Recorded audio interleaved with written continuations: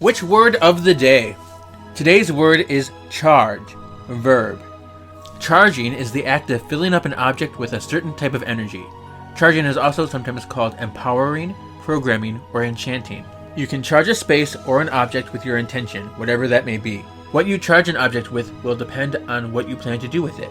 Think of charging as giving an object a purpose. The object has its own energy, but you can change or add to this energy. Charging is how you introduce beneficial energy with the intention to align with what you want. When you are surrounded only by energy you intentionally allow, your power is magnified. You haven't even read that? Wait, what are you doing with the book? So he has the confidence to finish the story. Hear now the words of the witches. This is Kevin, and welcome to Words of the Witches, the Charmed podcast that will guide you through the lesser-known published material in the Charmed universe and decide how it fits into the grand narrative of the TV series. Welcome, spell worders. Here we go again. I have a few announcements this week. So I've been thinking about how you all could support the podcast. Now, I've been having mixed feelings about this because at its core, I want to make content available all in one place, and I want to make it available for all fans of the show for free.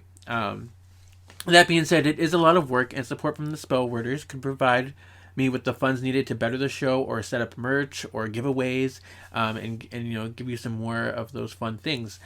Just some neat things to look forward to. So still, I'm not interested in sponsorships because there's nothing more annoying to me than an ad in the middle of a podcast that I'm really enjoying. And I don't want to do a Patreon because it's just another page and another login for me to manage, and I want everything in one spot and ready to go. So here are the options that I've been considering.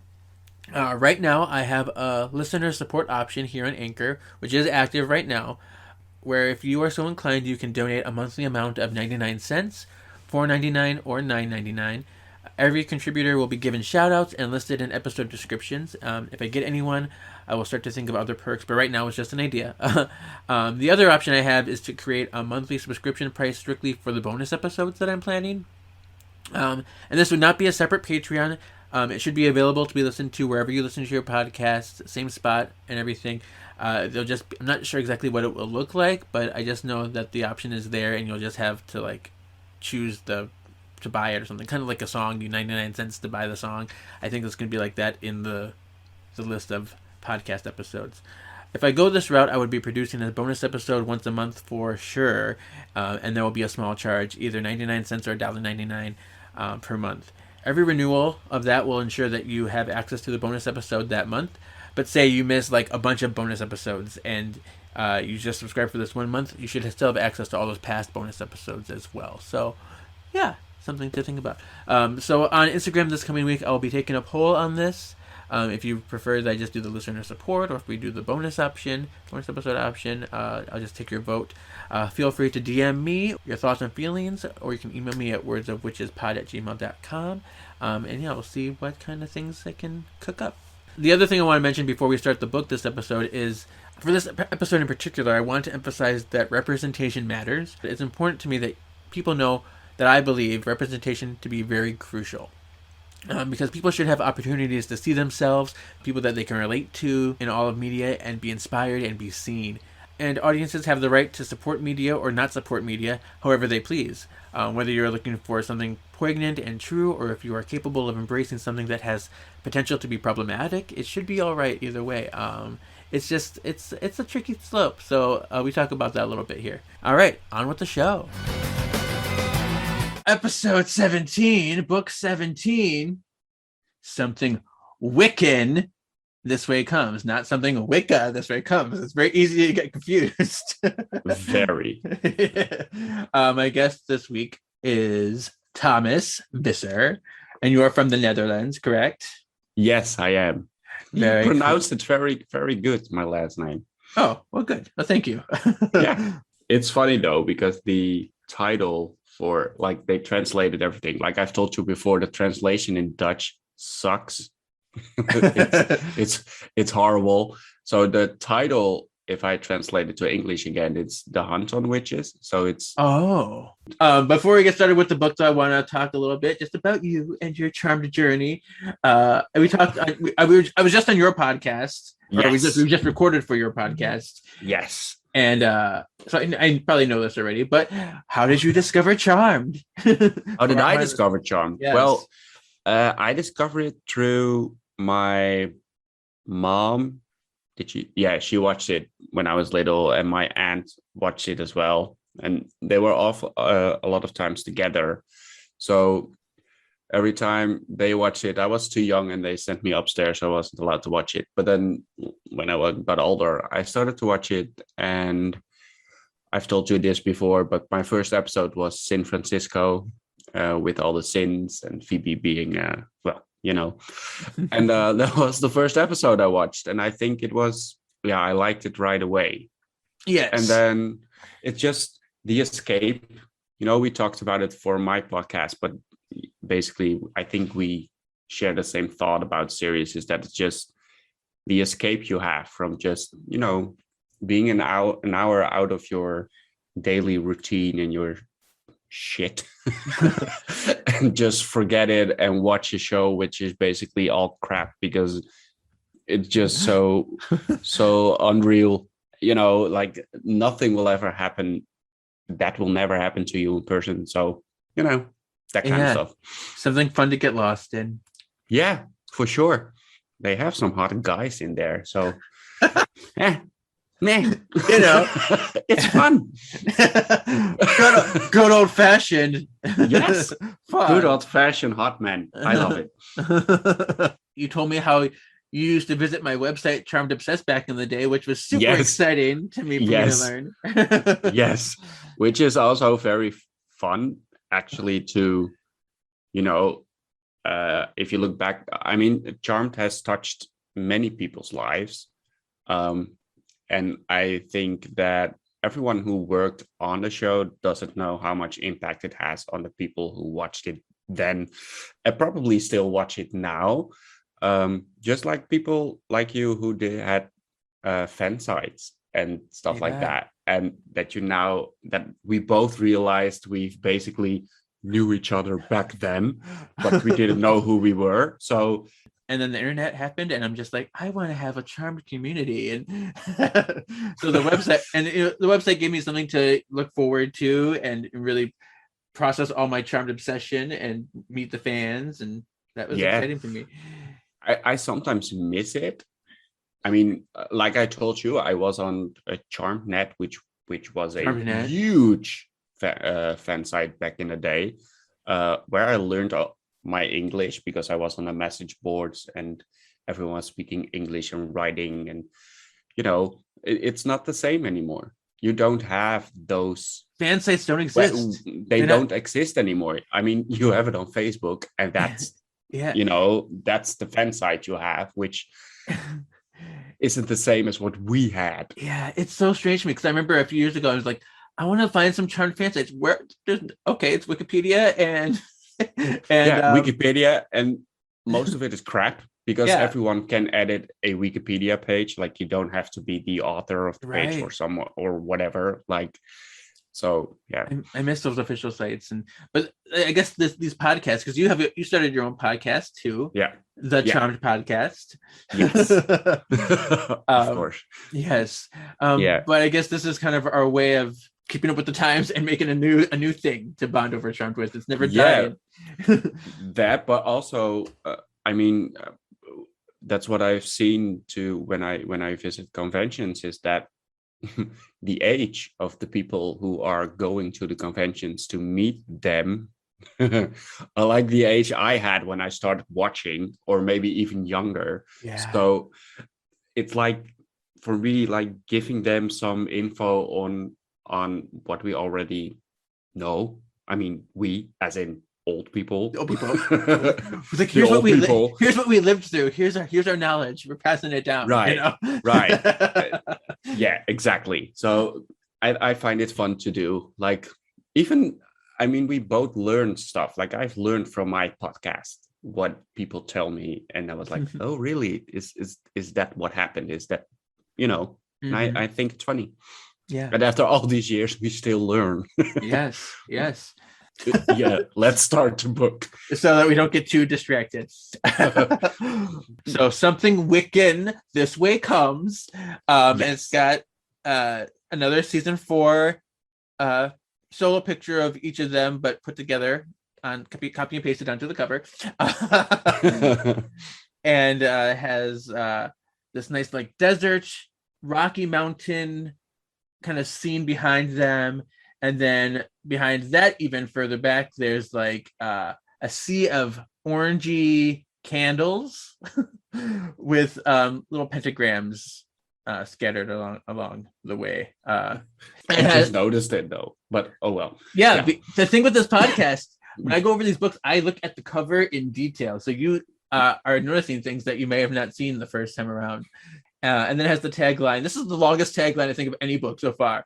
The search for the source of their power may be the cause of their destruction. I don't even have those words on the cover. Oh, weird. Where's my camera? There's like I don't have a tagline. See? It's not there. I just have the girls and then. Oh, strange. Yeah, see, the Dutch fucked it up. Anyway, they're not giving you the taglines you deserve. So all of my books have a tagline on them. No, none of my books. None of your books have them. Huh. We've had taglines in every book since book 1, so I don't know.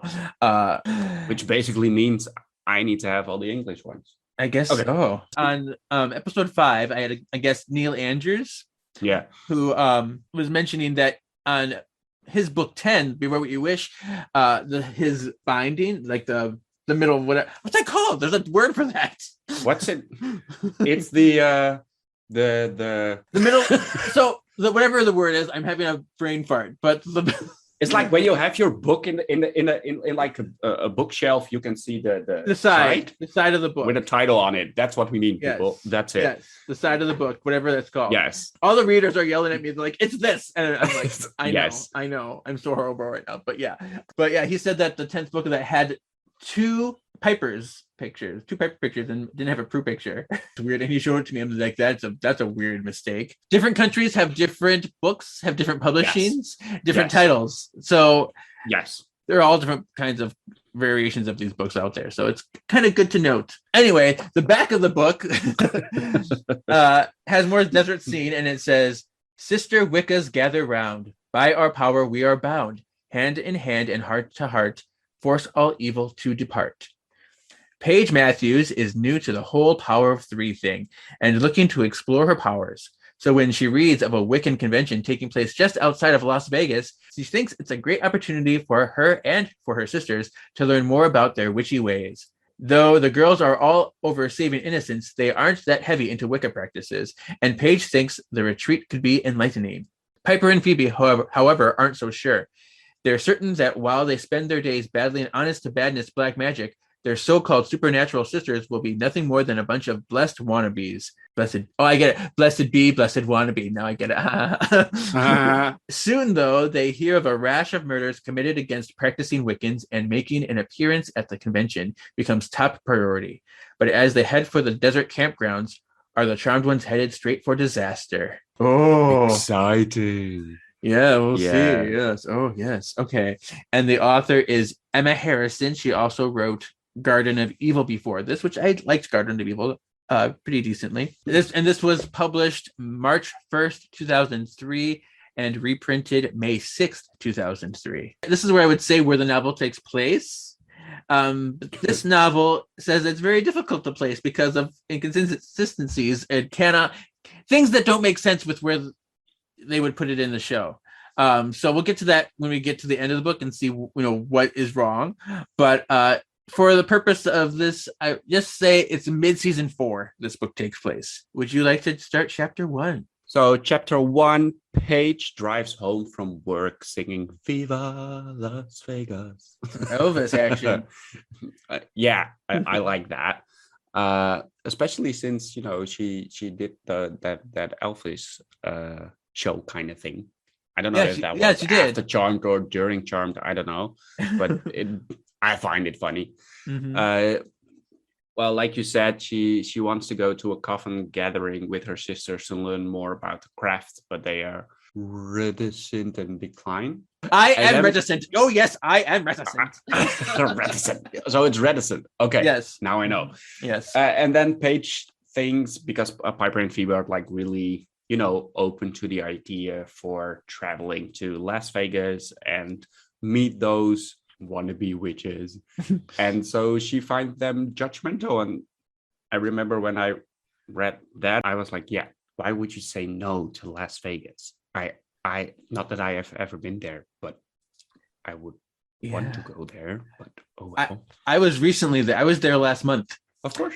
And that was my first time going there. So I did appreciate reading this book. I'm like, I get the references. I get the desert. I get the lights. So it was kind of fun to have that connection. I was like, I don't get the desert kind of thing on the cover. But then again, I've never been to Las Vegas, so I have no idea if there would be a desert in Las Vegas. Yes, it's in New Mexico, so it is very desert kind of vibe. But because most of the things you see of Vegas are just like this big city light strip, which is there. But if you went down that street far enough, then you reach desert. It's right in the heart of desert country. Paige is upset that her dreams of a fun Wicca vacation in Vegas are dashed, so she sulks into her room.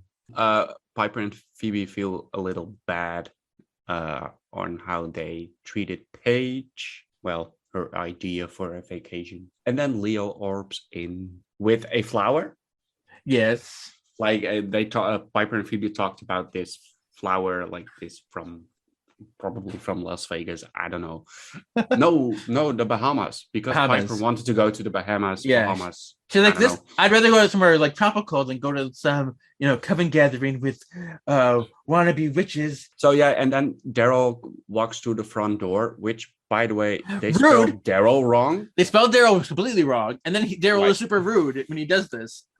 Like, he would not just burst through the front door like this. The only time he ever burst through the front door was when he's like with some other detective like Sheridan or Cortez, who's like, I gotta get these witches. But Daryl walked upstairs to find Paige, and he never did that. He never went upstairs. The only time he went upstairs was not even him. That was in season 6 when he had a present for Wyatt. I think it. And that was in Prince Charmed. Prince Charm, yeah. Season 6, episode 12. Yeah. Yeah. And the other times he went upstairs was because of demons or Inspector Cortez. Mm-hmm. And that's it. Yeah. So when I read that, I was like, nope. He did. He returned with Paige. That's bad. That's weird. All right. Phoebe sees Daryl walking in through the front door, but she expected Cole. Is he powerless? Yes, he's powerless. Yes. Yeah, it's that weird. Yeah. It's a weird timing. Yeah. Yeah, very weird timing. So Daryl is anxious, and he tells them that someone has been murdering practicing Wiccans all over the country, which made them in shock. And then he shows them an email warning Wiccans to be on an alert, and often they are nabbed. Like kidnapped. Kidnapped in their sleep. So Daryl is, as usual, concerned for the girls, like something is going to happen to them, but also figures they might be able to figure out what's going on. The sisters all agree to help, and then Leo orbs to the elders. Yes.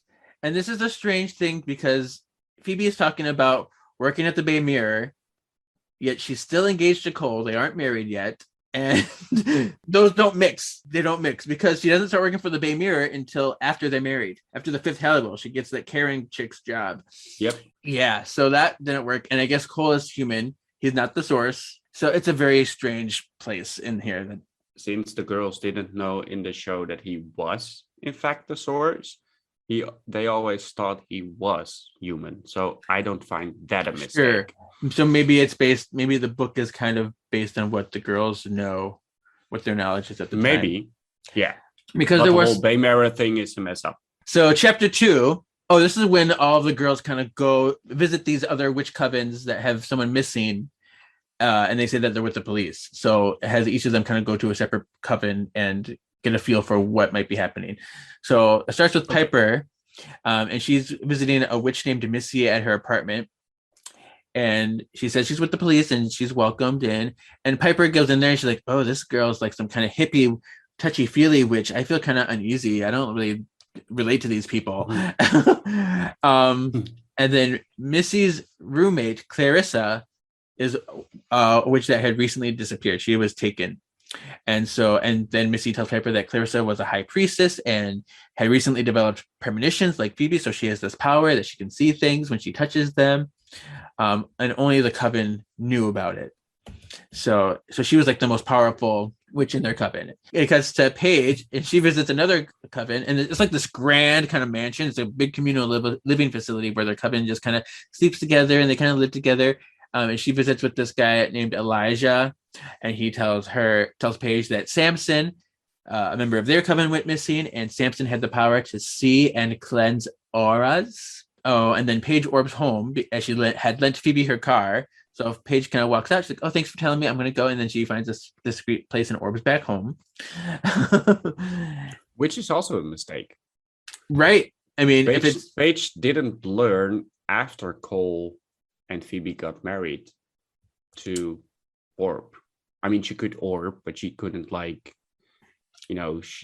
she couldn't orb to a different room or a different place by herself yet. Right after Charmed and Dangerous, right in the 3 Faces of Phoebe is when she was kind of starting to learn. That's when she's like that to learn. So she wasn't able. She wasn't adept. No. Right. No. Yeah. She I could maybe buy that she can move orb to another room in the house, but to orb from like a very far location to the house would be a little not quite right there. Yeah. So the sisters regroup with Daryl. So Phoebe already went off to see her person. We don't have a chapter of her going to see her person. They reconvene, and then Phoebe's like, "Oh yeah, hey, I met with this group, and they told me that Keisha, the one that was taken, was the most powerful witch in her coven too, with the power to see through things." So that's weird. she's Superman. She's got X-ray vision. She can see through things. What would she see through then? Like what? Okay, never mind. Let's continue. You can see through walls or people's clothes or whatever you feel like. Whatever. Yes. Hi, Cole. So the girls think that someone is compiling a lot of power because they're taking the most powerful witches that they can find, and they're like having a collective of them.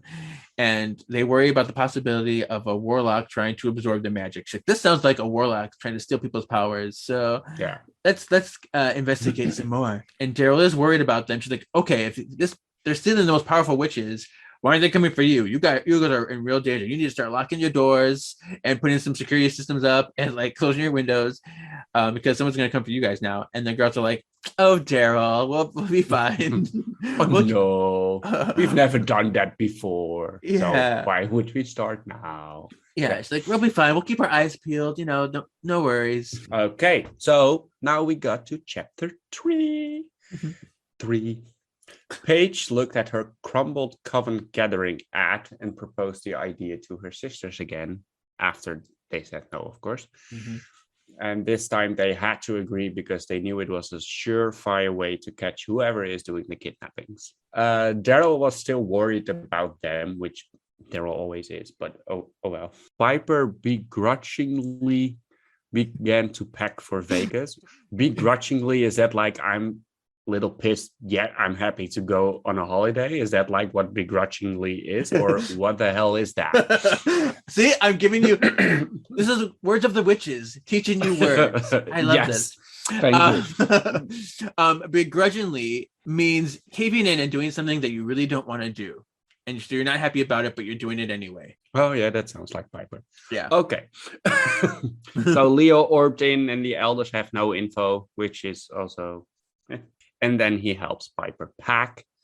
Phoebe and Cole appear and suggest they bring protection crystals. Piper insists these people are naked hippie types, Wiccans, not witches. She is very annoyed. Of course she is annoyed, because she's been naked before with hippie types, Wiccans. So was Phoebe, by the way. So they... oh well. I had that in my canonical notes. Yeah, witch trial. There we go. All right. Yeah, so she's probably having some trauma about that. She's like, I was naked with a crazy witch coven before. She's like, I'm not dealing with these people again.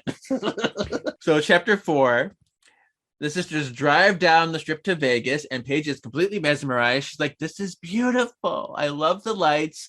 This is so cool. And it was there. She was describing a lot of the Vegas strip, which I was really happy because I got to just recently see that stuff. And first time to Vegas, I was walking the strip by myself, and I was just walking along, spent the whole day just walking along, just taking in the sights. I didn't gamble because I don't gamble, but I was just like, this is pure spectacle. Are people like going to Vegas to gamble? Is that like a common thing for Oh yeah, other Americans or tourists to go to Las Vegas to gamble? exactly. That's the main thing people go to Vegas for, because people love gambling, and it's like there's like casinos galore. That's what they do. It's just a million casinos everywhere.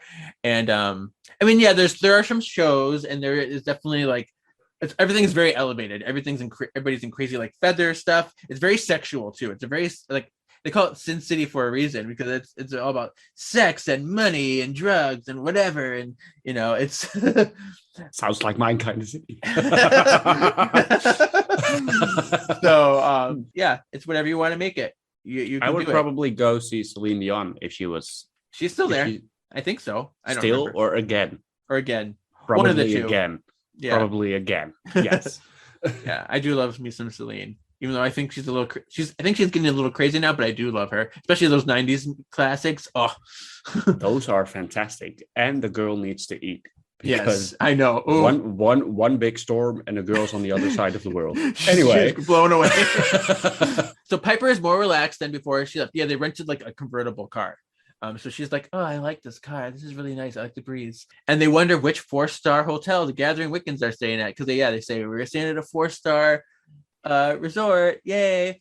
And Paige is driving. She's following the directions to the Wiccan Gathering. And then they're outside of the main hubbub, the main strip. And all they see is like darkness. And they're in the desert now. And Phoebe and Piper think something is wrong and that they should turn around. And Paige is like, I know I'm following directions properly. What's going on? And then all of a sudden they come upon like this tacky looking sign for Tumbleweed Campground, and it's welcoming the Covens. It's like written like on paper and marker and like wood or whatever. I don't know. It's really bad. They have like things taped to it. Sounds like fun. It sounds like a fun time. Let's go there. I don't know. So they turn into that driveway. And then they meet the coordinator of the campground. And she gives them the tour and guides them to their tent. Oh, Marcia, the coordinator. And then Marcia asks them if they want anything special set at the rededication ceremony. So there's going to be a rededication ceremony. And they're like, what? What's that? I don't know what that is. And she's like, oh, I thought you guys were like longtime members and Wicca practitioners. Okay, well, the rededication ceremony is every year we rededicate ourselves to the craft and we honor the goddess and the horned god. And Piper becomes exceptionally rude and she starts laughing at this. I can totally see that happening. Yeah. Chapter 5, all the covens emerge to go to a bonfire opening meeting. Craig, a high priest of some bro coven, hit on Phoebe, happily. Phoebe shows him she's engaged and he's still being a creep, of course. Yeah, so this is like a coven of like all these dudes, and they're all very bro. It's so weird for like a group of witches to be like that, but sure. Christian, high priest of the coven, ran to Phoebe and apologized for Craig. He wanted her to know they aren't all like that. Phoebe warns Christian that the kidnappers are going after the most powerful of each coven, so she tells him to be careful. Paige, she was somewhere else, and she sat next to Jasmine, a member of a God Girl coven, and took note of their elite. Jesus. Okay, what's the word? Okay, so yeah, Paige sat next to Jasmine, a member of the Goth Girl Coven, very tropey stuff, and took note of their elitist attitude. So, elitist. Pretty much thinking you're better than everybody. An older hippie coven member came up to Piper and told her she had the most beautiful aura. Piper thought she was crazy and ran off. Piper meets the sisters Tessa and Taryn, and she noticed their sadness. They tell her their younger sister Tina was one of the victims and has been missing for 3 weeks.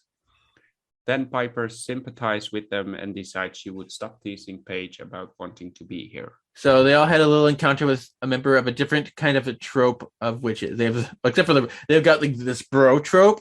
We got the goth girl witches, and then we got the hippie witches. They're very stereotypical representations of witches, but sure, we'll go with it.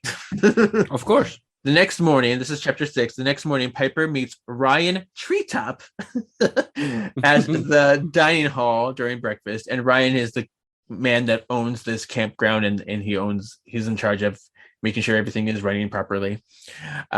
Phoebe and Paige meet up with Piper at their assigned table. Yeah, so every cabin has an assigned table. Every cabin has a place where they're assigned to sit, just like in school. And then Tara and Tessa were there as well. They're assigned to the same table as Piper and Phoebe and Paige. A man just bursts through the doors and yells, "Craig is missing!" And all of a sudden, mayhem ensues because everyone's like freaking out about it. They're running around like trying to ask questions. They want to go. Everyone go on a search. We're gonna hunt him and see if we can find him and see what's going on and see what's wrong. Paige orbs her and her sisters into Craig's tent, and they find shredded sheets and they find a black oily substance on his bed. Okay. Yeah. I mean, it could be a couple of things. I don't know. I don't know. But black oily substance before hose, you know. Yeah. Anyway. Piper calls Daryl and informs him of the new kidnapping. And then she calls for Leo and he orbs to her and she tells him to check the Book of Shadows. This is the new information we have. See if you can find anything that stands out in the Book of Shadows that relates to this. And this is when Phoebe takes out 5 crystals, places them around the tent, and the sisters cast a protection circle. Yeah, they do a little spell there with the crystals. But since when do they need a spell to make the crystals work? They are already, they already put a spell on the crystals. That's why they use them. Right. It's already done. This is different from the typical crystal cage. Usually the crystals go together. They have 5 of them. It makes a crystal cage. It's to keep things in. Right. This is doing the opposite and trying to keep things out. Yeah. And it's not the same. I mean, it's reminiscent of that, but it's not the same. And because they cast a spell with it, and then like purple light comes out, and like some weird, I don't know, it's not the same. So, okay. So now the sisters are like, okay, that's protected. Let's go out and have some fun. So they set out to the casinos. They're gonna go have a good time gambling. Paige is fed up because she gambled away all of her money. She's like, I am not winning. I'm losing everything. And then she goes to Phoebe, and Phoebe's like, hey, I got $100 worth of quarters. I'm like so good at this.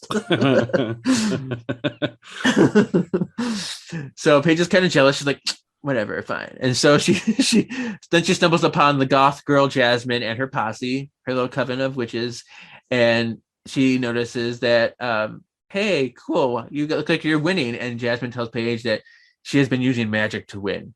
Personal gain, people. Personal gain, yes. Was she using magic to cheat, or was she using magic to get an advantage? In real life witchcraft and real practices, the point is to, all for personal gain. It's supposed to make things better, make your life better, make the world better. So the fact that the charm just no personal gain is always funny to me, because it's like the exact opposite of what actual Wicca is. Yeah. But that being said, if you're cheating with magic, I feel like that's crossing a line versus, saying a spell to give you good luck. If you're doing something to help give you an advantage or give you luck in the gambling, then that's more acceptable. I mean, it's still personal gain. So right. No matter how you put it, it's still personal gain. Right. But I mean, like I'm saying, in the real world, it'd be more acceptable. Not in the in the real world. Yeah, not in the charmed world. Okay. Yeah. Then yes, you're right. Yes. Charmed world, no, you're not. Right. Yeah, charmed world, you're like, no. No. That's gonna backfire real bad. Oh yeah. So Piper and Phoebe decide to call it a night because they're old and tired, just like me. I would be just like that. I'm old and tired at the moment. I mean, I don't gamble at all, so I wouldn't even be going to a casino. But no, same. But yeah. But Paige decides that she wants to stay out somewhere. She's going to go to a club with Jasmine's crew. So now we go on with chapter 7. And upon returning to the campground, Piper and Phoebe notice police on the scene. The police instruct them to go directly to their tent and do not divulge any info. Piper and Phoebe walk into the office, and Marcia tells them that the police confiscated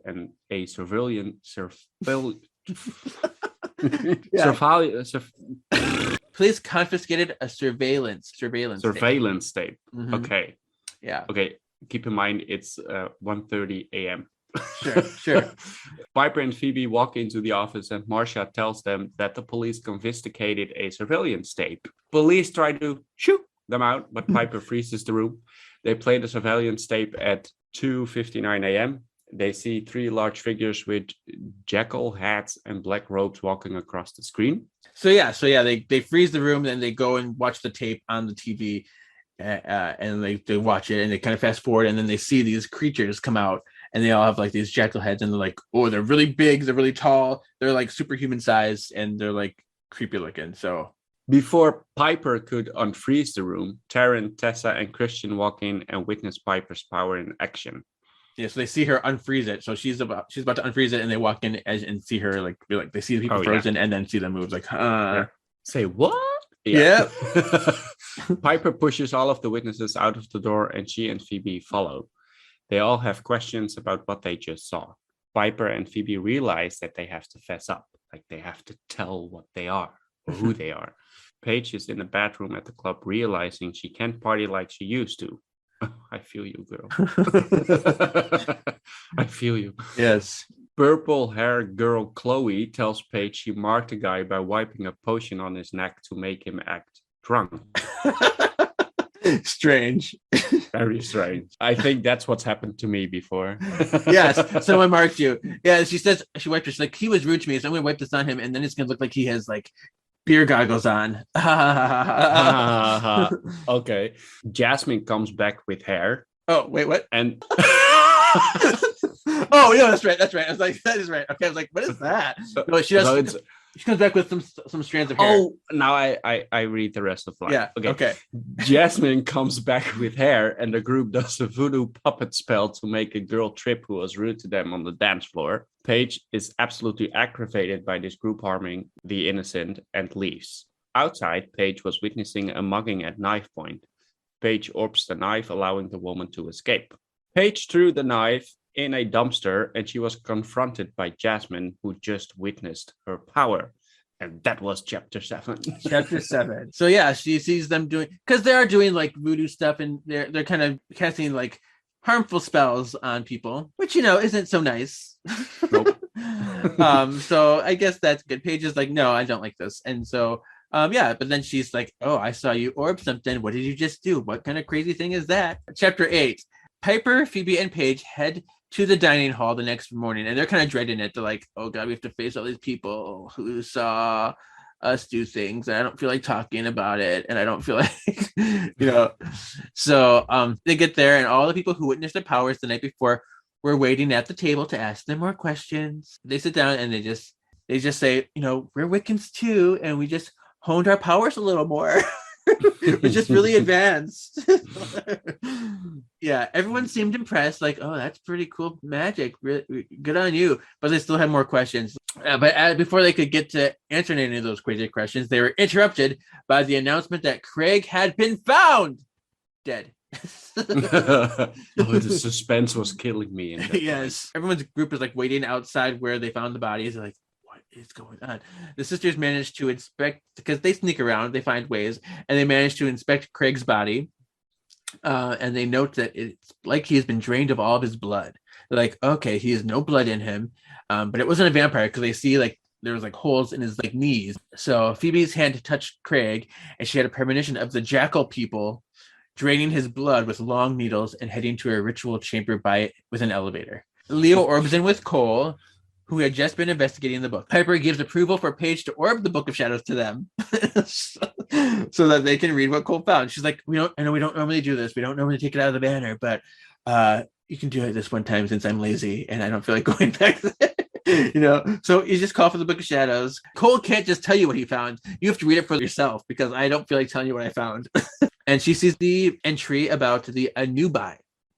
And I'm going to read that. It says, the first records of the Anubai originated in ancient Egypt in the Nile Delta. They were demigods, followers of the god Anubis, who decided the fate of the soul upon death. After betraying Anubis, the Anubai were cast off to live a mortal life and to die a mortal death. So Anubis made them mortal for being evil people and annoying him. Right. Decades after their banishment, as the Anubai began to grow weak, they went to a witch to demand a spell that would return them to demigods before their imminent demise. When the witch couldn't help them, they killed her and drank her blood. It is in this way they discovered that they gained strength from the blood of witches, that they could, in fact, live forever off of their blood. And so they drain the blood and keep it in canisters to be stored and used later. And they need to drink only a little bit at a time, but apparently they plan for the future. They're planning for the future demon. So they like harvest it and just save it for later. They can be vanquished with a simple power of 3 spell. I'm glad this kind of brought this up because the last book took place in ancient Egypt. And I mentioned some of the times there was Egyptian influences in the show, but I did not mention Anubis and Zanku's connection to Anubis with the avatars. And, so I'll get to that in a little bit more detail at the end. But yeah, there was that connection too that I didn't mention last time. So it's interesting. Phoebe realizes with their Egyptian connection, they're likely staying at the Luxor hotels. In Vegas, there's this hotel called the Luxor, and it's this giant pyramid, and there's like a sphinx outside, and it's very Egyptian themed. Yeah. So that's where she's like, oh, that's probably where they're staying then, because it's like home.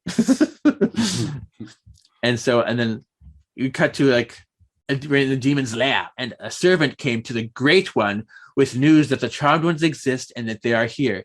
If they can feed on them, their ascension to power will be definite. Chapter 9. So everyone got in the car to head to the Luxor. Christian and Jasmine walked up to the car and asked a ton of questions and wanted to come with them. Piper froze them just long enough to drive off and make an escape. Of course. Mm-hmm. That's what she would do. Yeah. At the hotel, Tessa and Taryn are there and want to join them and go after the people who most likely killed their sister. Piper agrees to let them come since she felt bad for their loss. Probably because she knows how that feels after losing Prue. But Phoebe prepares them by telling them that demons are real and they accept rather quickly. They all get in the elevator and Phoebe has the vanquishing spell she wrote in hand. With a bit of fear, they infiltrated the ritual room and came upon the Anubai. Phoebe levitated and kicked one in the snout. It was unfazed. The Anubai attacked and tossed Phoebe and then Cole like ragdolls. I don't know why I'm laughing, but I find it funny. I mean, they're flying. Yeah, they're like flying over everywhere. Leo moved Tessa and Taryn in a corner and guarded them. One Anubai threw a giant orange energy ball at Paige and she orbed away. Thank God. Excited, they all moved in on her with needles and a canister. Yeah, they're like, ooh, a witch. She has powers. Let's get her blood. Let's go get her. Yeah. Piper blew up one of the Anubai to dust and then a second. They tackle the third for questioning. It laughs, saying that all the witches they captured are dead. Angered, Piper immediately blows the last Anubai to dust as well. So much for that power of 3 spell. Yeah, it says they can be vanquished with the power of 3 spell, and Piper just blew them all up. Like, all right, well. The Piper would never do that. What? Blow them all up? I mean, she would do that, but if she wanted to question a demon, she would never blow him up. I mean, I guess if there's nobody left to save, then I guess why do you need to question anymore?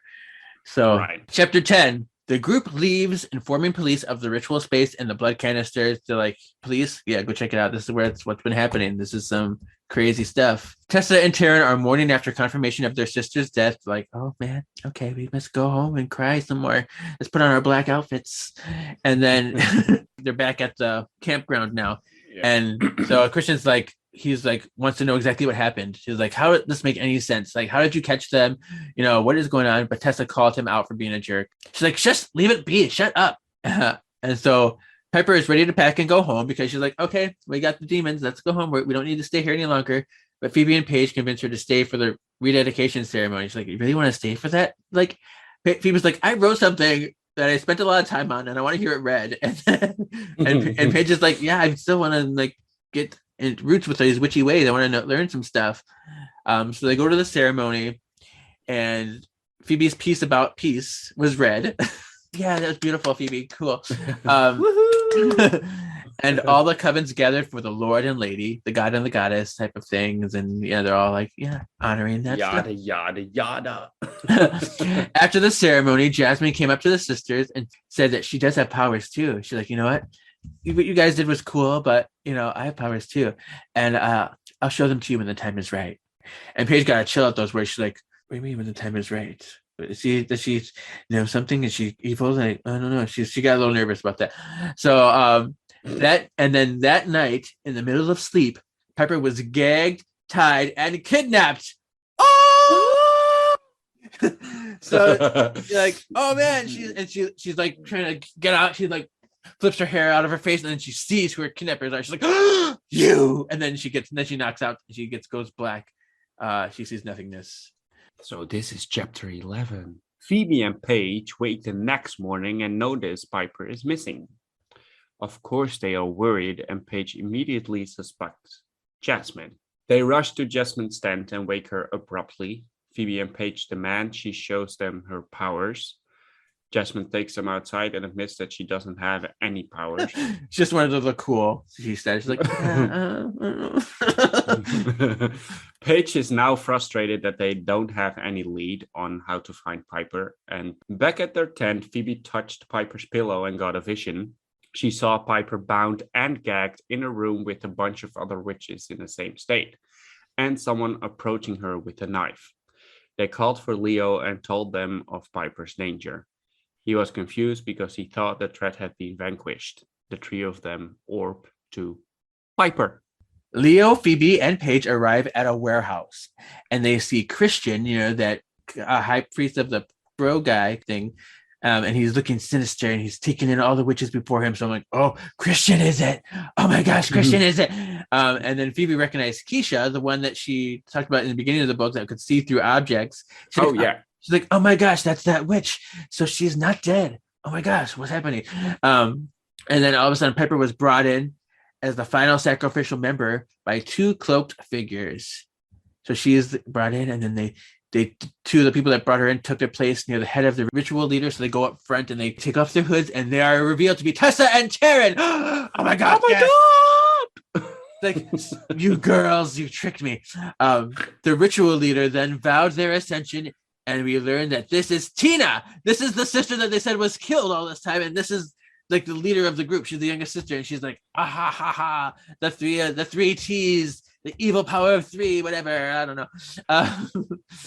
And Tina abruptly locked eyes with Phoebe. She's like, I see you, Phoebe. They've been spotted. And she's like, get them. I thought of the shapeshifters. Kill them. But this is what you get when two people do a podcast who both do theater. It's awful, but oh well. Continue. So Christian and his bro coven attack them, and they do all this fighting, martial arts, and people are orbing everywhere. Leo's kind of helping out when he can, so it's like a crazy mess of a fight, but it's fun, it's exciting. Leo then untied Piper, and then the two of them start untying the other one. So it's like, okay, while Phoebe and Paige are fighting these guys, it's secretly do this stuff. And just then, Paige was flung off of her feet with a heavy blow by Tina, knocking the wind out of her. With a flick of her wrist, she flung Leo as well. She's just like, get out of my way. Now go away. Yes. Be gone. Yeah. Okay. And then Phoebe was held by an invisible presence. So she's like, her arms are being held, and she's like, what is going on? And then she got punched in the face. And we learned that Tessa can turn invisible. The bitch, yeah. And then we see that Taryn can fly, so she's like floating along. I know they had a little bit of Phoebe ended up floating a little bit to get her too, but the flying didn't happen so much. It was just kind of random. She's flying around trying to fight, and didn't work so much in this book. Then the three T's, the evil T's, plan to take the Charmed One's place and make humanity bow. So they want to kill the Charmed Ones, take the powers, and become the new Charmed Ones. And we're gonna, we're not gonna do any of the saving the innocent stuff though. We're just gonna take over the underworld maybe, and yeah, sure. So cool. Tessa had grabbed Piper's hands behind her back and held her. So she's like, okay, I got you. You can't get away, Piper. We're gonna kill you now. So Tina got the knife and loomed over Piper. She's like, you're stuck. I'm gonna kill you. I'm gonna get your power. But then Piper mustered her strength. She's like, like kind of shifted all her weight behind her and it kind of landed up, did a flip over Tessa. She's like, no, and it like flips over her and like gets free of her. And then the three T's start to recite a spell on them. And then in an instant, Piper blew up the three evil witches. It was so like, that's For it. real? That's it. That's all you got. That's it. Yeah. I was all right. like, there's more coming, but okay, No. people, that was chapter 12. Yeah, it's like we do a spell that was ineffective, I guess, because they didn't finish the spell. She's like, no, whatever, stop, and she just blows them up, all three in one blow. God sakes. Oh Anyway. wow, how anticlimactic, but yeah, lovely. That's the big bad for you. Chapter 13. Chapter 13, the final chapter. So, all the victims were saved. Christian was arrested, but they questioned him first. Christian says Craig and Tina used to go out and that they'd be rewarded if they helped her.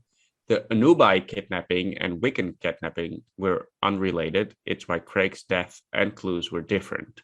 The police tend to the aftermath. Piper announces there will be no family vacations for a while. The end. The end. So overall thoughts, opinions. Well, at first, like before we went to like Piper blows them up in like a second, I was like, I could totally see this being an episode if they actually did it right. Although I don't see them going to Las Vegas or whatever, but I could see the story. The story works for an episode. Yeah, it does. It does kind of give you that same kind of sense of mystery and stuff. Because the sisters had powers, I was thinking that it could be assumed that they stole powers from other witches. So maybe they murdered three people already at least and stole their powers. I don't know if they were actually magical witches at first. I think they probably stole people's powers and then want to get more. But then why were they just holding the others captive? If they killed people already, why do they have this whole group of 16 people just sitting there and being held? Yeah, I do get a little bit of the Power of Three Blondes vibes from this episode. Yes. Yeah, there were blonde girls as well. There were blonde girls. Yeah. 2 books ago, Dark Vengeance, which was very similar. There was a Power of Three Blondes thing, but it was a much better story and much better executed. So I like that one better. But I absolutely love that episode. Yes. It's brilliant. I love it. It's really good. Yeah. This book had some pretty exciting action scenes for the most part, except for just to conclude them real quick with the blowing up. Before we get to the blowing up part, they are fun to watch and see and read about the fighting and stuff. I did like that. And the mystery initially gave me some intrigue. I was kind of curious, but by the middle of the book, I was kind of bored with it. I didn't think like a lot of the character interactions were that interesting. No, I think that's what made it also hard for me to get through the entire book. I mean, it's not just a translation, that the translation is just that bad, but it's just, it's not interesting enough to keep reading. It's not like after you read the first chapter, you're like, and now I want to read more. And I think that's what a book needs to have, whether it's a chart book or Harry Potter or I don't care. If you read the first chapter, you should have that feeling that you want to keep reading. It's like a pilot episode. Right. A pilot episode should make you want to watch the rest of the series. If that doesn't happen, you have a bad pilot episode. Yeah, this book was very dull. Everything was just kind of there. Character interactions were generic and plot points didn't particularly hold my interest. And I did have trouble like really liking this book. Yeah. Because I think they had good bones in there. There was interesting things, but it wasn't really fully fleshed out like I wanted it to be. Amen to that. Yes. While seeing male witches was refreshing because there were some male witches in this. I feel like all the witches portrayed in this were nothing but stereotypes, like every witch. Maybe with the exception of the 3 T's, there was just kind of normal blonde girls, but everyone else was just kind of like fulfilling a trope. So I was a little bothered by that. It is typical of Charmed to think that they are better than other witch practitioners. That was pretty constant throughout the show. Because they were, always like, we're the Charmed ones. They always kind of had that mentality, but and it is pretty arrogant to think that they don't have more to learn. And in the series, most often when they showed witch practitioners, they were either portrayed as like fools or stereotypes or were just killed off. They're always so I think of like Aviva. She was like that teenage girl, goth girl stereotype. Marcy Steadwell was just like very hippie. Okay, but Marcy Stepwell was annoying as fuck. They portrayed her as this way. They're Yeah. portraying them as like really crazy people. The closest one we had to like a good witch practitioner was like Jana from season 3. Remember her? Oh yeah, With the amulet. with the amulet. Yeah. Yeah. So she was actually a really well liked character. She was teaching the girls stuff, you know, about Wicca that could be beneficial to them. But then they of course go and kill her off, you know. So Of course. Yeah. and we did have Susan Coleman from Blackest Coal was another one that was pretty good, but she survived, but she was just bland. And then and then we had the one in Charmed, but she died as well. So the one witch that turns old, who turned old, before Page, So those are some of which examples I see, but most of them are just not what you would want in a representation. Yeah, but don't you think nowadays, like in this day of age, we are more busy with representation? Like, like everyone wants to be represented in TV shows, music videos, movies. It's everywhere. So isn't it that it's because of that you notice these things, or Maybe. would you have noticed it if that wasn't the case? Right. I mean, I think at the time I wouldn't have thought much about it because I was like 13, 14 reading these books.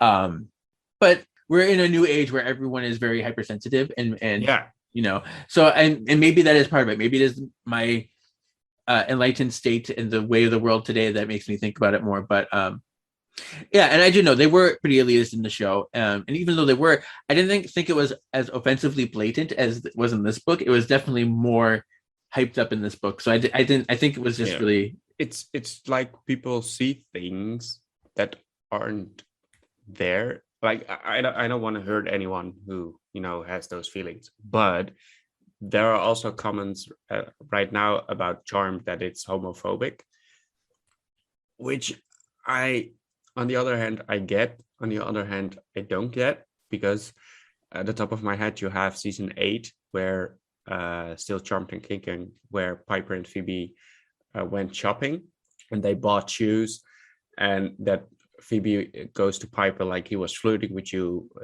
blah blah blah blah, and then Piper goes, well, he's a salesman in a women's shoe store. What are the chances he's not gay? Mm-hmm.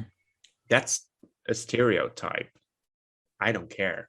Yeah, but there are people who do. That is like, you know, what we are talking about. It's representation, which is in a bad way, if you will, in that episode, which makes people hurt. And I just find it bullcrap. It's you know what I mean? It's a fine line because you have to look at things like, even if something is, you know, matter of factly offensive, it doesn't necessarily mean it has to be, because there are things that you should have the ability to forgive. And it sounds bad because, you know, you don't want to condone those things, but it's also like, when are we too sensitive? When are we too woke? You know, so it's a tricky line, I think, and I don't know the correct answer for it, because I think at the moment we are too awake. Mm-hmm. Like we are, like racism and how gay people, whether it are men or women or trans people, that doesn't matter, are treated at the moment. It is worse than it was before. Even I can see that, but it's not all bad. Like, Friends isn't a homophobic TV show. Right. Yes, they have homophobic jokes, but which show doesn't? From the 90s. It's not that all the shows from the 90s are homophobic or whatsoever. It's just there. Yes. You can still enjoy things even with their problems, because, you know, sometimes those shows, they're not directly setting out to, you know, go after these hurt people. They're not going after. They're just kind of taking advantage of a situation or a known stereotype to find humor and make something out of it. We have to learn to let things go every once in a while. Oh yeah, for sure. But yeah, this book definitely has problems with it. That being said, because it considers witches without powers in this book to not be real witches, which is a little bit sad considering that they were supposed to be going there to discover real life individuals and be inspired by those practices. That's what they set out to do, and then they won't even have the open mindedness to consider it, except for Paige. But except for Paige. So I was quite bothered by that because I thought that was a little disrespectful. But it's also maybe in my current brain. Put that in my canonical hat. Canonical. I don't really get where they are in season 4 because it's definitely season 4. At the beginning of the book, it says that it even says so on the back of the book that Paige needs to learn how to be with her sisters and that she's new with her sisters, blah blah blah. But it's been, if it is like after Phoebe and Cole got married or before, because they are still engaged, you know by now. I mean, yeah. So, but that's what I don't get with all the books, though. The ones I've read, that it's also always the first chapter comes back to when they lost Prue. Well, which makes it kind of annoying to keep reading because yes, we know already, and especially if you've seen the show and then read the books, you're like, yeah, okay, I know. And that first chapter, because even with the Prue books, the first chapter in all the Prue books referred back to the very first episode. Here, we are witches. We got our powers, and it's because they have to do that for people who may not know the show, who are just happy to pick up this book. They have to give them the backstory, and so. But it is annoying for people who are crazy fans like you and me, who are read that they're like, I know. We have to muddle through that first chapter for sure. And things like that. The biggest issue was Phoebe working the Bay Mirror and still being engaged to Cole because the time doesn't time out that way. Because Paige is orbiting around all over the place, I'm inclined to believe that this takes place after the 3 pieces of Phoebe, but still, it has to be much later if that was the case too. So she's not that proficient yet. Phoebe gets married in merry-go-round, which is episode 15. The 3 Phases of Phoebe is episode 14. Correct. And 16 is the 5th Halley Wheel. Mm-hmm.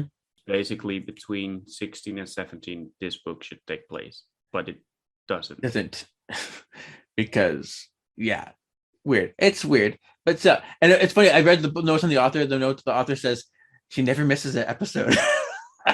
I'm like, all right. Oh, well. So, and this at the time this book is coming out, we're already in season 5 because they take about a year. Yeah. So season 5 is airing right now. Piper mentions her potions test that she gave Paige. She's like, don't you remember the potions test I gave you? I don't remember the context of it. I did like that was mentioned, and that was funny. Yeah.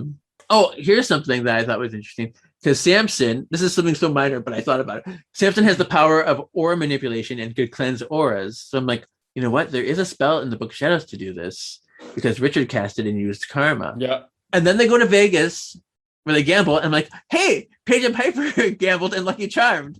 I just watched that episode before we recorded. So I was like, okay, so there's a connection.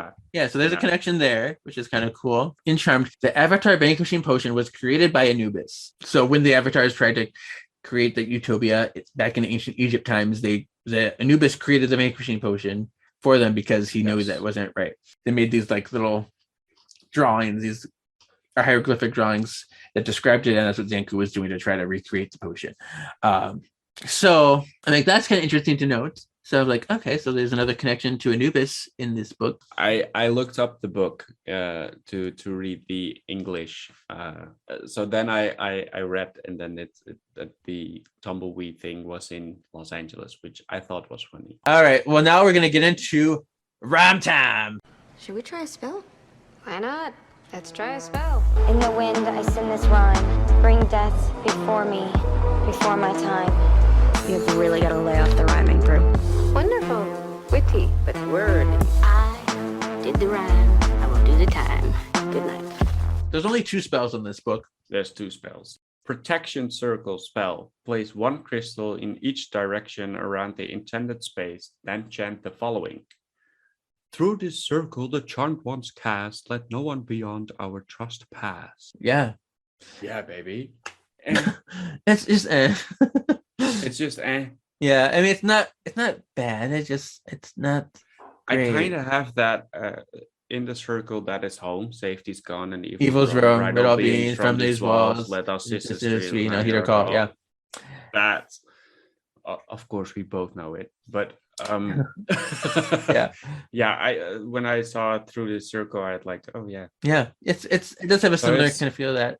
through this circle the charmed ones cast, Yes, let no let one no one beyond our trespass. trespass. I mean, the rhyme is good. The rhyme is there. It's just But didn't Phoebe like tell Prue one time, you really need to go, let the rhyming go, Prue? you really have the rhyming proof. Yeah, that was. I think that was.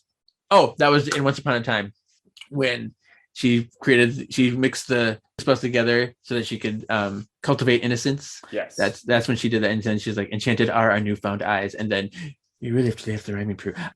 Cool. So the next one is called fake voodoo spell, and see that's another thing. As a voodoo spell, you're automatically calling these people fake who are doing the spell. Horrible. Yeah. Anyway, it says a strand of the target's hair wrapped around a voodoo doll's neck. With my word, this doll becomes my instrument. Give me the power to work my magic on she whose hair here lies. After the chant, place a finger on the doll. But there's no spell. There's no rhyme. It's just a statement. That's weird. It's wordy. It's awkward. We don't like the spells. They're not fun. Okay. Why isn't the spell from the back actually in the book? They almost never are. It's just something they use to promote it. But generally, I really enjoy the spells on the back much more than the spells in the book. I'm finding. Yeah. So I guess it's supposed to be kind of like a spell to introduce you to the topics and the themes of the book that will be coming up. The only book I remember where that, well, there's Power of Three. The first book has that in the, they use that one. But then in Dark Vengeance, the spell in the back of the book was practically word for word in the book. So that's cool. Yeah. But that's the only one so far. Next is Best Baddie. Best Baddie. I'm just going to jump right to it. Both of them are in my bottom place. That's okay. I think I have the Anubai above the Tessa, Tara, and Tina, the three T's. It's because the three T's weren't really introduced to the end of the book, and they didn't do much. They're just girls. They weren't interesting to me. At least the Anubai were like, they looked like Anubis, and they had like this cool little blood thing. So they were a little bit more interesting to me. It's not the greatest, but they're still more interesting than the other group in this book. Yeah. But both of them are at the bottom for me. Now we're gonna do a quiz together. We're gonna do a Grimoire Games. What is this, some kind of game? Grimoire Games. Some people think this is entertainment. The Wiccan Basics Quiz. So for fuck's sake. Okay. We'll see. It. I'm not a Wiccan. I'm not necessarily a witch. Neither am I. I have dabbled in it. And I have read about it, so I might know a little bit more than you. Because this book doesn't really give actual Wiccans and witchcraft and magical practices a fair shot, I'm going to give them a better idea of what it is and not be in this whole stereotype world that this book was in. So, are you ready? I am ready, yes. Okay. So the first question is, a group of Wiccans or witches is known as a what? A coven, a cult, a monde, a set. Well, we know this one. Coven. Yeah. Yes. Correct. Yay!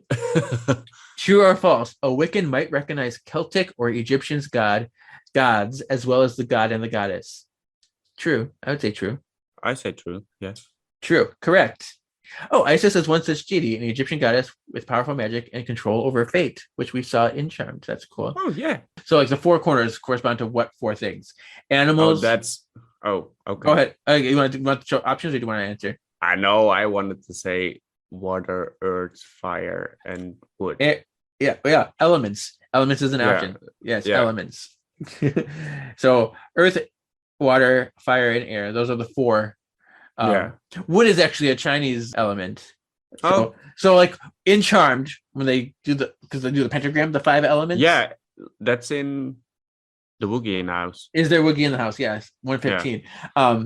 Those weren't Wiccan elements. They're using the Chinese elements, which is kind of a fun little thing to note because that's fun. I didn't know that. Yes, if Wiccans do 5, they usually have one to be like spirit or self, if I remember correctly.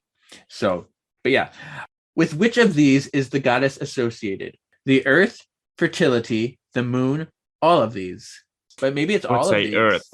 Oh, let's go with all of these. But I think it's earth. Okay, correct. Wicca can be seen as a subset of what religious tradition? Agnosticism, animism, atheism, neo-paganism. It's neo-paganism. know. That's neo-paganism, I think, because it's all the new age. Yes, neo-paganism is the broad umbrella term for faith traditions that are inspired by or attempt to reconstruct indigenous and often polytheistic faiths. Ah, cool. I've never heard of it, but oh well. Oh yeah, it's a word that's used quite a bit here, and especially if you've read like any kind of articles or intellectual writings about witchcraft, that's always going to be in there. In Wicca, one's intentions and actions are said to rebound on a person in what way? Threefold, sevenfold, in the next life, once in this life and once in the next. I think it's threefold, Threefold for sure. Yeah, which is what I remember from the craft. the craft. Yeah, I mean, if you cast a spell for whatever reason, you should be prepared for its effects to come back times 3. What is divination? Being ordained as a priestess or priest, seeing something hidden from you, moving objects with your mind, using animals to carry messages. I go with the second one. It's seeing something hidden from you. Yes, that has to be Yeah. it. See, divination refers to seeing the future, but this is not always the case. Sometimes it can mean seeing something happening in a remote location or something that happened long in the past, and so on. Or you can even use divination on yourself to find your own consciousness. What is the term for a male Wiccan? Warlock, mage, wizard. It's just Wiccan. Yeah, just Wiccan for sure. Yeah, just Wiccan. yeah. You can say witch, male witch. It's still a witch. Yeah. But then again, Wiccans and witches are two different things, really. You can be a witch and not be a Wiccan. So, Oh yeah, of course. Samhain is the Wiccan word for witch holiday. Have you heard this word before? Nope. It's spelled like Samhain, but they probably have a different word in Dutch, but okay. I wouldn't know. So Yeah. I have absolutely no idea. Yeah, it's pronounced Samhain, and it's often Probably Halloween. Halloween. You got it. Yeah. But we don't celebrate Halloween. Oh, you don't? Nope, we don't. Oh, I interesting. mean, it's like coming, like the last Is there another holiday that's 3-4 similar? years. No, Not at all. Oh wow. no, like so it's like been the last 3-4 years. There are like parties everywhere. I mean, there are like Halloween parties where people can dress up, but it's not like we can like we go through houses, that's not what we do. Right. So this is it's like the time when the veil is the thinnest, and the night when spirits can visit the realm of the living. It's all that it's very Day of the Dead as well, in Mexican culture. I always identify. I identify more with Day of the Dead than I do with like Halloween. But I just like Halloween because I can watch scary movies and I can watch Hocus Pocus. And you can dress like a slut. Nobody will. No one will. I don't need Halloween for that. That's true. I mean, that's like my every day. I mean, have you seen my Instagram? I mean, yeah. Yes, I did. What kind of ritual is hand fasting? Yeah, marriage. Yeah, what's cool is about hand fasting is they bind. They say for as long as love exists. So there's no need to ever get a divorce or anything like that. It's binding for your love. It's more of a energetic binding. Oh. Versus a legal thing, which is really kind of cool. I find it cool. Yeah. Yeah. What does the term skyclad refer to? Okay, say it again. Skyclad. What does that mean? Okay, I'll give you the options and see if you can guess from there, because I know the answer. Being naked, being asleep, wearing blue, wearing white. It's probably the first one. Being naked, yeah. Which figures why you know it. I mean, definitely.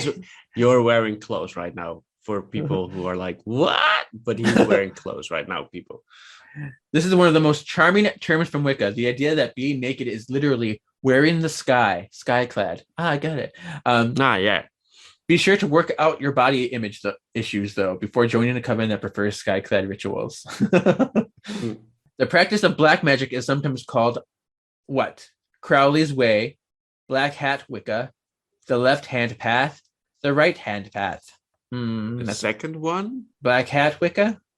I was thinking the Left Hand Path, but I don't know. That could be it as well. I'm left-handed. That's probably why. We'll go with yours. Okay. Yeah, it's right. Left Hand Path. The term comes to us from the days when left-handed people were seen as dangerous, possibly having magic powers. Oh, I'm left-handed. I must be having magic powers. I guess so. That's funny. Is cursing or hexing forbidden in Wicca? Yes, it's one of the few universal rules. No, not necessarily. No, not necessarily. Yeah, no, I was going to say that too. Many Wiccan traditions believe in the law of threefold return, in which one's actions return times 3. But some Wiccans also believe strongly in magical self-defense or hexes as a way to balance the scales and bring about justice. To each their own. Very valid point. Good to note. The fundamental rule in Wicca, "Ani harm none, do what ye will," is often called what? Oh, I know this one. The golden rule, the first principle, the Wiccan reed, the yardstick. The Wiccan reed. Wiccan reed, yeah. What is a dumb supper? Dumb supper. A meal held in silence, a meal of only cold food, foods offered to the spirits of the dead, a term for fasting. I have no idea what this one is. I'd say a term for fasting. Term for fasting. No, it's food offered to the spirits of the dead. Why? Oh. They're dead. Oh well. Well, they do it a lot in the ofrendas in Mexican Day of the Dead culture too. Though the food remains untouched in the literal sense, the spirits of the dead are thought to be nourished by this act of kindness and remembrance. Okay. So, which of these is the name for the land of the dead? Oh, okay. Elusia, Kubla Khan, Shoal, Summerland. I think it's Summerland. I believe from the books I've read in the past, Wicca, I believe Summerland was. Okay, we'll go with Summerland. Okay. In California, Summerland it's correct. Is a small town near Santa Barbara where $1 million will buy you a falling down check. But in Wicca, Summerland is where the souls of the dead go for a time to recover before returning to Earth in a new body. Oh, that's cool. Yeah.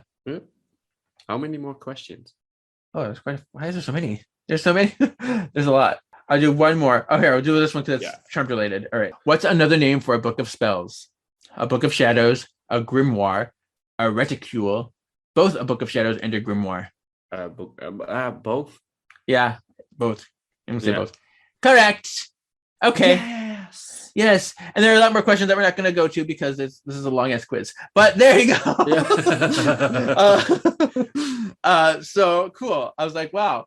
But I think we did pretty good. We only got a few of those wrong. Yeah. So, I knew more than I thought I would. Yeah, we did good. Yes. So we'll do the last thing as tip for future white letters. I was out being a force of good in the universe. What is the moral of today's story or this book or the lesson we learned from today's podcast? Well, the thing we've learned from this podcast is that the translation in Dutch is horrible. Be aware if you're reading these books in other countries that there might be craziness. It's just weird, and that not everything is the same. Like, like for example, the punchline on the cover that obviously is different per country. My moral, I guess, having an elitist outlook is outrageously narrow-minded because it can cut you off from opportunities to learn, grow, or cooperate. It is possible to disagree with someone without being disrespectful or condescending or completely dismissive. That being said, you should also learn when to let things go and when things are directly trying to attack you and when they're just being there. I think it's just hard. There's just so much hate in the world already. Why should we make such big deals out of stuff which isn't even a big deal? I guess there's an argument that people want to be aware and they want to be represented and they want to be noticed. That's the main key. Which I get. Yes. But it's not like look, I don't feel less of a gay person because at the biggest daytime soap over here there isn't a gay character anymore. It doesn't make me less of a gay man. Mm-hmm. And it's not something I need, but I can understand that with the younger generation with social media, it's maybe even harder to come out than it was for us. It was still hard for us to come out, but with social media, it's even more hard because there are, those anonymous, those bots, those trolls, look at Alyssa, how many trolls she gets every day. I know. So, yeah. I think a good rule of thumb is to learn to laugh at yourself and not take things so seriously. Isn't it that if you accept yourself, so if I and you as well, we accepted ourselves, so what does it really matter what other people think? It's a sense of maturity. Yeah. It all comes down to a sense of maturity. Yeah. Do I need other people's opinions? No, because I don't care. Right. If you know who you are. If you know who you are and you are happy with yourself, then live your life, Yeah, why do you care what other people think? Yeah. All right. So now that's the end. We reached the end. Where can the people find you? They can find me on Twitter with Tomstar with a double R at the end. And it's the TCV on Instagram. Okay. And your podcast? My podcast is The Charmed Podcast, and you can find it on Spotify, Apple Podcasts, the Anchor app, and on Google Podcasts. Okay. Awesome. Yes. All right. Well, and you can find Kevin on my podcast. Yeah. We shared Sunday. We shared some podcasts, cross podcasting. And we will do it more. Oh yes, it's not over yet. We will do more. You're not no, there's more of us. Yes. Awesome. Well, thank you for coming on, and we will do more. Yes. Thank you for having me. It was fun. You're welcome. Follow this podcast at Words of the Witches on Instagram, Facebook, or YouTube. And you can go find my other podcast, Hanging with the Hallowells, with my friend Sean, where we go over seasons 6 through 8. All right. Well, goodbye, everybody. We'll see you next one more episode this month, and your destiny still awaits. Bye. Bye.